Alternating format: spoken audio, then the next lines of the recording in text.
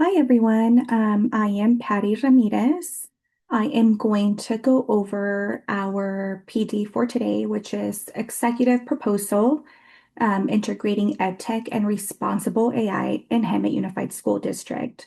And first of all, I would like to thank all of you for being here today. I know that we all have a really important role of serving as educators and to our community. So I am grateful that you are here and we're able to come to this PD training. So this is the agenda overview.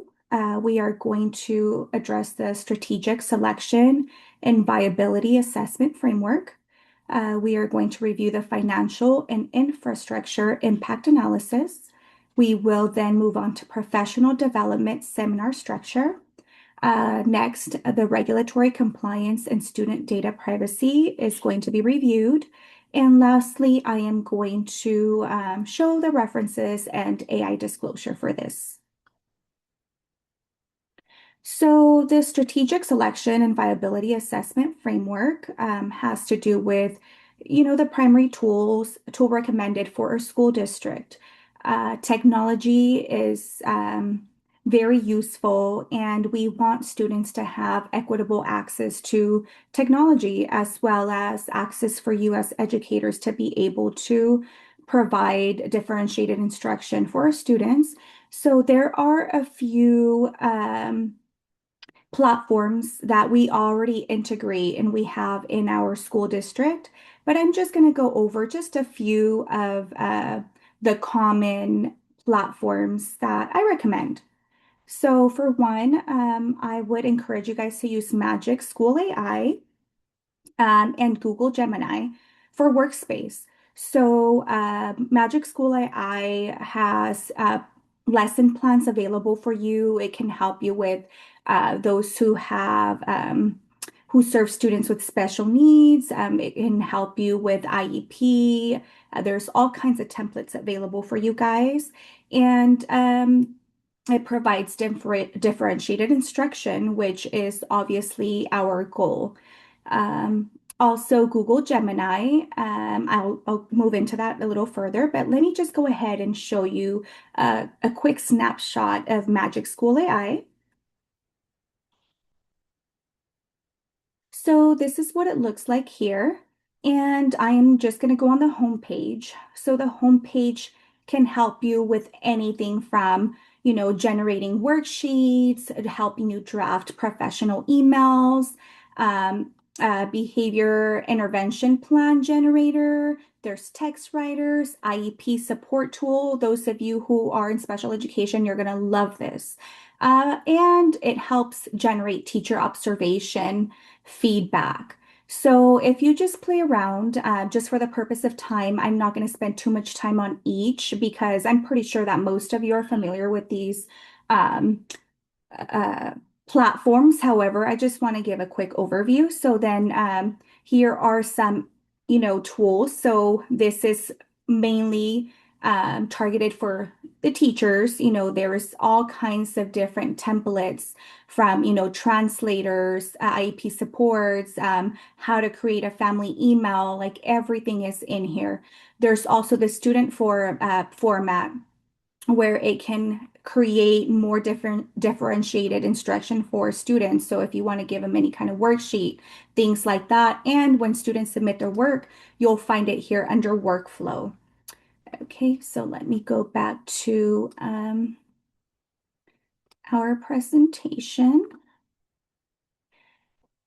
The next one is Google Gemini. Most of you are already familiar with it. Our district has been pushing and recommending you guys to play around with, AI as we are learning to use these tools effectively in the classroom. And what better than for us to learn how to use these tools because our students are going to be using them. So what I mainly use them for is say, I'm just going to quickly say, help me draft a welcoming email to my students' families. And I prompted Gemini. So Gemini is now drafting, or helping me draft an email. So it gives you different options. It gives you ideas. You obviously have to use your own preference to it. And this is a great source. It also helps me kind of proofread certain things that I need. Let's go back to our presentation. The next one that I would recommend is Nearpod. And Edpuzzle. So they are interactive, formative assessment platforms, and it has real-time data. Let me go ahead and click on it so I can open it up for you all. So this is the Renaissance Nearpod, and it basically helps you with lesson planning, lesson building. It has, let me see, let me click on this here. It has some student-paced information, student-paced worksheets, and lesson planning that you can share with your students, as you can see here. There's also reports that you can run. You can create subplans, and let's go browse a little bit in the library. So as you can see, there's different subjects, there's different grade levels, and it is a very quick and easy platform to utilize in your classroom. And it's simple, which is the best thing. We don't have the time to, synthesize the information, especially for our littles. It gets a little more challenging sometimes to give them assignments that are using the verbiage that they'll understand. Moving on, here is Edpuzzle. So Edpuzzle also has different grade levels, and you can select your subject, your grade level. Um, you can just, describe the duration, what you want it to contain. So this generates quizzes for you. It has just engaging videos for students, just songs for those in elementary. Sometimes we're looking around trying to find something that's engaging but rigorous for our students as well. Has social emotional learning in here. As you can see, there's a bowling lesson, and that is a very, popular, this is a very popular source that we can use. Now moving back to Canva for Education. This is one of my favorite platforms to use for collaborative design. It helps me create anything from flyers to presentations. I'm actually using Canva right now. I created my presentation on Canva, and I absolutely love it. And if those of you who have any questions, please hold off towards the end. I can answer any questions, or you can just, add it to the plus delta at the very end. So, Canva, here it is. So this is what Canva looks like. You can create, projects. You can create assignments through here. You can make it a collaboration with different students, or from student te or within administration. And what's really neat is that it has a drag and drop function when you're creating any type of presentation or flyer, or I went and I wanted to look for um, reflection sheets for the littles. So it is very important to provide reflection and give the students the opportunity to have a restorative conversation instead of a punitive, decision when they do something wrong. So it is a very useful tool, and it is one of my favorite actually to use. Now, moving on, it is easily accessible through our educational hub. How many of you guys are aware of our um, Hemet Learns Together hub?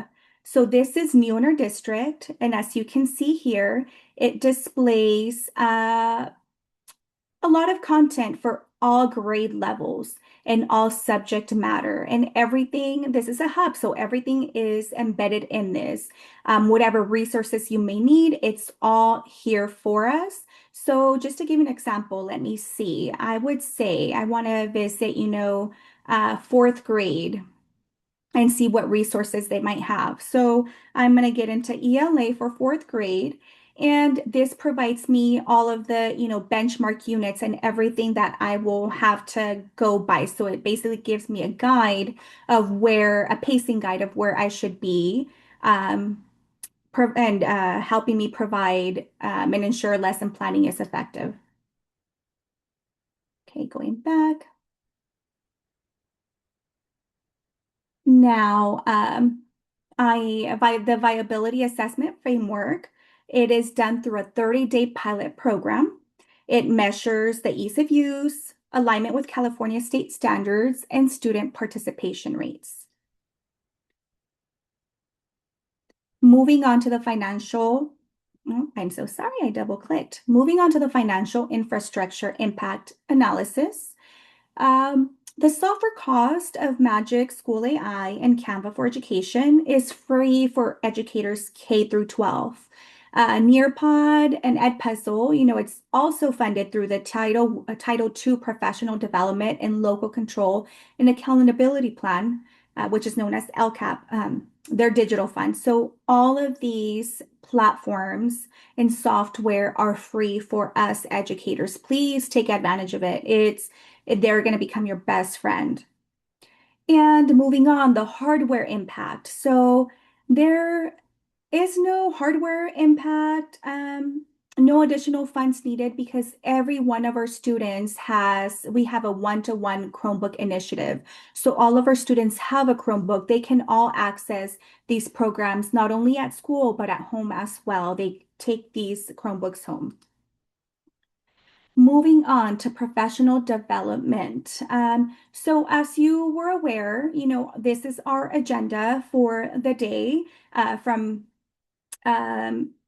You guys had your session one, and every session is described in here, so you guys can look at it whenever you want. Next is our regulatory compliance and student data privacy. So first thing, legal safeguards. We are in compliance with FERPA, COPA, and California Education Code 49073.1 and the ethical AI framework. So we are addressing transparency, academic integrity, algorithmic bias, and critical thinking. We really encourage students and staff to use AI, but also we want to promote critical thinking. We don't want students or staff copying and pasting information, just teaching students how to use AI to help them outline a paper is beneficial, and having them use their train of thought, their critical thinking skills is going to equip them to be a better adult. And this is my reference and AI disclosure. It is very important that we always disclose any form of AI usage. So as you can see here, part of the seminar was generated using Gemini and then edited by me. And thank you very much. We appreciate your time and participation in this training and workshop program. Please complete this poll for training improvement. If you have any questions, you can go ahead and ask now. If not, please scan this QR code, give us your feedback. It is really important to always take participants' feedback so we can make sure to improve our trainings in the future. Thank you and have a great day.